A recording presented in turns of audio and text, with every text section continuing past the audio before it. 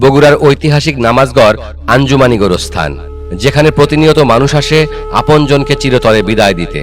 কিন্তু আপনি কি জানেন, এই গোরস্থানের মাটিতে আর সীমানায় মিশে আছে এমন 3টি কবর, যা কোনো সাধারণ সমাধি নয়, বরং ভালোবাসার 3টি জীবন্ত দলিল। এর একটি রয়েছে গোরস্থানের দেয়ালের বাইরে, একটি এক ছাদের নিচে, আর শেষটি 1 শতাব্দী আগের এক ইংরেজ সাহেবের বুক ফাটা হাহাকার। কাগজের দলিল তো অনেকেই দেখেছেন, আজ গোবেচারার পর্দায় আপনাদের দেখাবো মাটিতে খোদাই করা 3টি ভিন্ন রূপের ভালোবাসার গল্প।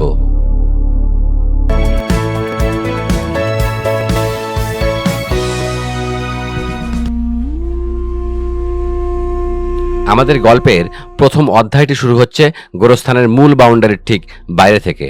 একটু লক্ষ্য করলে দেখা যাবে গোরস্থানের উত্তর পাশে যে পেছনের গেটগুলো সাধারণত সার্বক্ষণিক তালাবদ্ধ থাকে, ঠিক তেমনই একটি গেটের পাশে কাঁচ দিয়ে ঘেরা সুন্দর একটি ঘর, যেখানে পরম যত্নে শুয়ে আছেন এক রহস্যময় ব্যক্তি, হযরত ফখরুদ্দিন আহমেদ রহমতুল্লাহি আলাই, যিনি এলাকায় প্রফেসর সাহেব নামে পরিচিত ছিলেন। কিন্তু মূল গোরস্থানের বাউন্ডারির ভিতরে কেন তার স্থান হলো না, সেই রহস্যটা অজানা থাকলেও এই অদ্ভুত মানুষটার জীবনের গল্পটা চলুন শোনা যাক এই সমাধি আগলা রাখা এই জটাধারী খাদেমের মুখ থেকেই। লাশ নিয়ে যাবে বাড়িতে, তো এখানকার লোক বারণ করতে লাশ লিখে দেয়নি, এখানে মাটি আছে। এই ছিল অনেক আধ্যাত্মিক ক্ষমতার মালিক, যেহেতু গাছের সঙ্গে কথা বলতো, বুঝছেন না, গাছের সঙ্গে কথা বলতে পারতো, মানে গাছও ওনার সাথে কথা বলতো।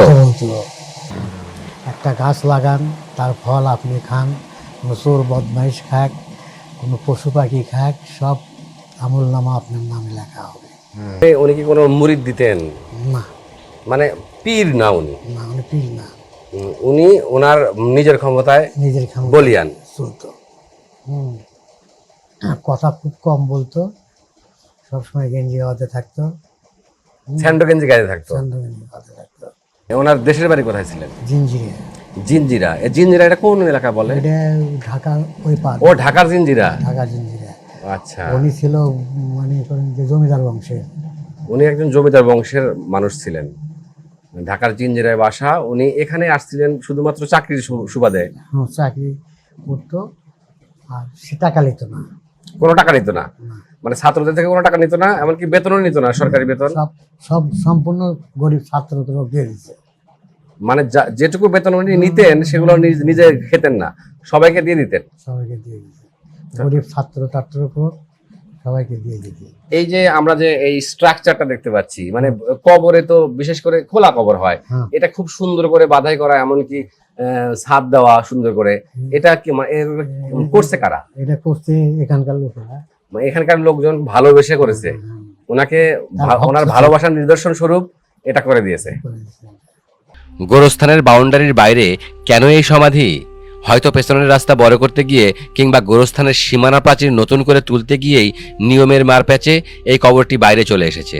কিন্তু নিয়তি এই মানুষটার কবরটাকে দেয়ালের ওপারে ঠেলে দিলেও মানুষের মন থেকে তাকে বিন্দুমাত্র সরাতে পারেনি, কারণ তিনি যখন বেঁচে ছিলেন তখন নিজেকে বিলিয়ে দিয়েছিলেন এই মাটির তরে।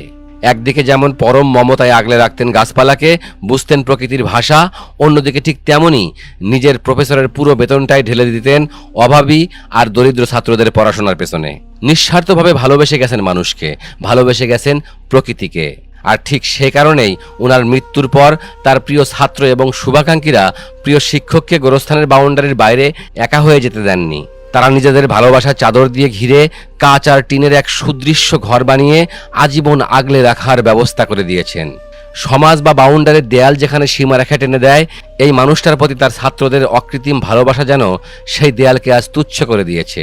এটিই আমাদের ভালোবাসার প্রথম দলিল, মানুষ আর প্রকৃতির প্রতি এক শিক্ষকের নিঃস্বার্থ ভালোবাসার গল্প।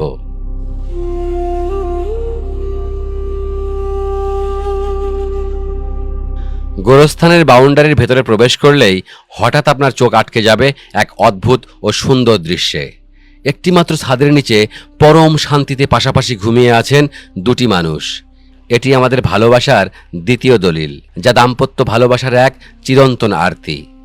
এখানে শুয়ে আছেন আমাদের বগুড়ারই মানুষ, অ্যাডভোকেট নবির উদ্দিন তালুকদার এবং তার অর্ধাঙ্গিনী সৈয়দা নুরুন্নাহার খাতুন।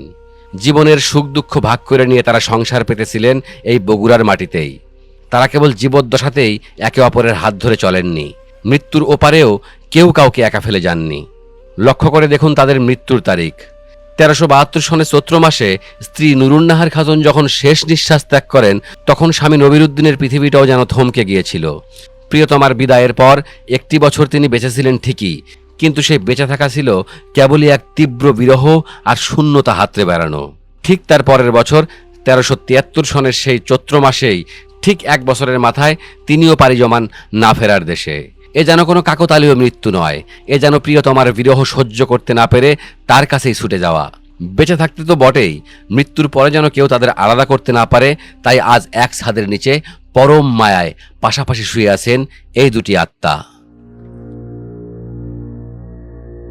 বগুড়ার নামাজগড়ের আঞ্জুমানি কবরস্থানের এটাই মূলত প্রধান ভালোবাসার দলিল। এই দলিলের টানেই আমাদের এই পথ চলা। 1915 সালের এক অবিনশ্বর এবং ট্রাজিক প্রেমের জীবন্ত দলিল, রূপজান বিবির কবর।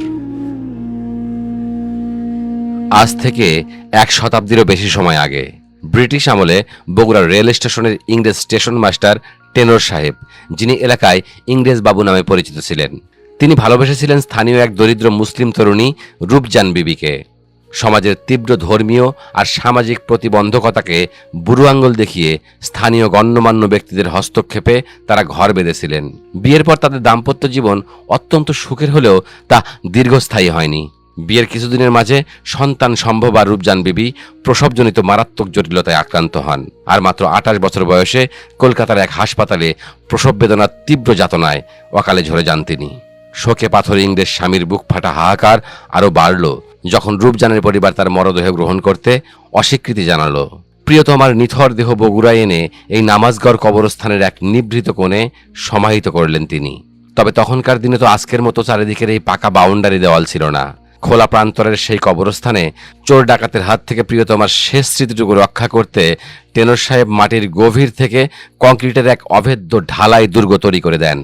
আর শুধু সমাধিই নয়, প্রিয়তমার স্মৃতির উদ্দেশ্যে কবরের ঠিক পাশেই তিনি খনন করেছিলেন একটি বিশাল দিঘি, যা দীর্ঘকাল ইতিহাসে রূপজান দিঘি নামে পরিচিত ছিল।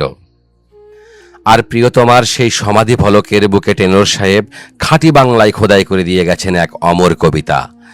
সংসারের প্রান্তভাগে লোভিয়া জনম, দিনবেশে ছিল উচ্চ প্রণয় বৈভবে, প্রেমিকের অশ্রু জলে গাথা এ সমাধি, হে প্রথিক কৃপানেত্রে হেরিলে বারেক, ধন্য হবে শান্তি পাবে অন্তিম শয়নে।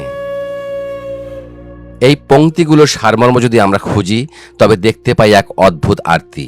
রূপজান হয়তো এক দরিদ্র পরিবারে জন্মেছিলেন, বাহ্যিক জীবনে ছিলেন দীন বা সাধারণ, কিন্তু এই ইংরেজ স্বামীর কাছে তিনি ছিলেন পৃথিবীর সবচেয়ে ধনী সম্রাজ্ঞী, কারণ তাদের প্রেম ছিল উচ্চ প্রণয় বৈভবে ঘেরা।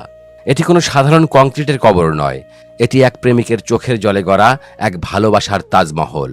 আর তাই 100 বছর ধরে এই কবরের পাশ দিয়ে হেঁটে যাওয়া পথচারীদের কাছে আকুল আবেদন করা হয়েছে, হে পথিক একটু করুণ চোখে এই কবরের দিকে তাকাও, তবেই ওপারে থাকা রূপজানের আত্মা ধন্য হবে আর বিরহী প্রেমিকের অস্থির পরাণ অন্তিম শয়নে শান্তি পাবে। লোকমুখে প্রচলিত আছে, ভালোবাসার চরম নিদর্শন স্বরূপ টেনর সাহেব তার জীবনের সমস্ত সঞ্চিত সোনা গহনা আর হীরা জহরত স্ত্রীর কবরেই সমাহিত করে দিয়েছিলেন। আর সেই গুপ্তধনের লোভেই এক অমাবস্যার রাতে দলবল নিয়ে হানা দিয়েছিল এই অঞ্চলের কুখ্যাত কাবেজ ডাকাত। কিন্তু ইংরেজবাবুর তৈরি সেই অভেদ্য কংক্রিটের দেয়াল সারা রাত চেষ্টা করেও ভাঙতে সম্পূর্ণ ব্যর্থ হয় ডাকাত দল। ইতিহাস আমাদের সম্রাট শাহজাহানের কথা বলে। শাহজাহান তার মমতাজের জন্য তাজমহল গড়তে পেরেছিলেন, কারণ তিনি ছিলেন দিল্লির সম্রাট, তার অঢেল সম্পদ ছিল, ক্ষমতা ছিল। কিন্তু বগুড়ার এই রেলওয়ে স্টেশন মাস্টার তো কোনো সম্রাট ছিলেন না, তার কোনো বিশাল সাম্রাজ্যও ছিল না। কিন্তু নিজের সমস্ত সঞ্চয়, সমস্ত সোনাদানা স্ত্রীর কবরে বিলিয়ে দিয়ে আর পাথরের বুকে নিজের হৃদয়ের সমস্ত রক্তক্ষরণ করে তিনি যে সমাধি করেছেন, তা প্রমাণ করে ভালোবাসার দিক থেকে এই সাধারণ স্টেশন মাস্টার কিন্তু দিল্লির সম্রাট শাহজাহানের চেয়ে কোনো অংশে কম ছিলেন না। ক্ষমতার তাজমহল হয়তো আগ্রায় দাঁড়িয়ে আছে, কিন্তু হৃদয়ের তাজমহল আজও মৌন হয়ে দাঁড়িয়ে আছে বগুড়ার এই গোরস্থানের কোণে।